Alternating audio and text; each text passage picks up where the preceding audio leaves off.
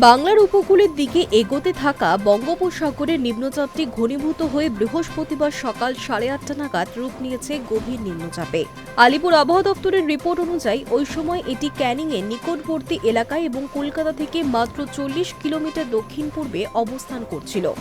আবহাওয়ার পূর্বাভাস শুক্রবার সকালে এই গভীর নিম্নচাপটি উত্তর পশ্চিম অভিমুখে অগ্রসর হয়ে কলকাতার খুব কাছ দিয়ে গাঙ্গেয় পশ্চিমবঙ্গ অতিক্রম করে ঝাড়খণ্ডে প্রবেশ করবে, যার প্রভাবে কলকাতা সহ সমগ্র দক্ষিণবঙ্গ জুড়েই ভারী থেকে অতি ভারী বর্ষণের প্রবল আশঙ্কা করা হচ্ছে। আগামী 24 ঘন্টায় দক্ষিণবঙ্গের একটি বড় অংশে 7 থেকে 20 সেন্টিমিটার পর্যন্ত বৃষ্টিপাত হতে পারে। কিছু কিছু জায়গায় বৃষ্টিপাতের পরিমাণ 20 সেন্টিমিটার ছাপিয়ে চরম ভারী আকার ধারণ করতে পারে। কলকাতা ও দক্ষিণবঙ্গের বিস্তীর্ণ অঞ্চলে বিক্ষিপ্তভাবে বজ্রবিদ্যুৎ সহ বৃষ্টির পূর্বাভাস দেওয়া হয়েছে। নিম্নচাপের গতিপথ কলকাতার অতি নিকটে হওয়ায় শহরে বৃষ্টির তীব্রতায় ওঠানামা দেখা যাবে। এই পরিস্থিতিতে জরুরি দরকারে যারা বাইরে বেরোবেন, ঝড় বৃষ্টির সময় তাদের গাছপালা, বিদ্যুতের খুঁটি ও পুরনো বা দুর্বল নির্মাণ থেকে নিরাপদ দূরত্বে থাকার পরামর্শ দেওয়া হচ্ছে।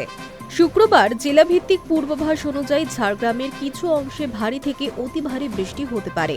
পাশাপাশি পূর্ব ও পশ্চিম মেদিনীপুর, দক্ষিণ 24 পরগনা, বাঁকুড়া, পুরুলিয়া এবং পশ্চিম বর্ধমানে ভারী বৃষ্টির সম্ভাবনা রয়েছে।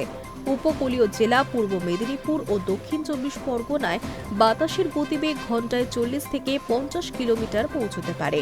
অন্য জেলাগুলিতে ঝড়ের গতি থাকবে ঘন্টায় 30 থেকে 40 কিলোমিটার। শনিবারও পূর্ব মেদিনীপুর ও দক্ষিণ 24 পরগনায় ভারী বর্ষণের সম্ভাবনা রয়েছে। দক্ষিণবঙ্গের পাশাপাশি উত্তরবঙ্গেও বৃষ্টির সংকেত দিয়েছে হাওয়া অফিস। শুক্রবার জলপাইগুড়ি ও আলিপুরদুয়ারে এবং শনিবার দার্জিলিং ও জলপাইগুড়িতে ভারী বৃষ্টির সম্ভাবনা রয়েছে। দুই বঙ্গেই ঝোড়ো হাওয়া ও বজ্রপাতের সতর্কতা জারি করা হয়েছে। এছাড়াও উপকূলবর্তী জেলাসমূহ ও শহরের নিচু এলাকাগুলিতে জল জমে যাওয়ার আশঙ্কার কথা শুনিয়েছে আবহবিদরা। টানা বৃষ্টির জেরে নিকাশি নালার জল ধারণ ক্ষমতা হ্রাস পেয়ে স্বাভাবিক জনজীবন বিঘ্নিত হতে পারে। High news network.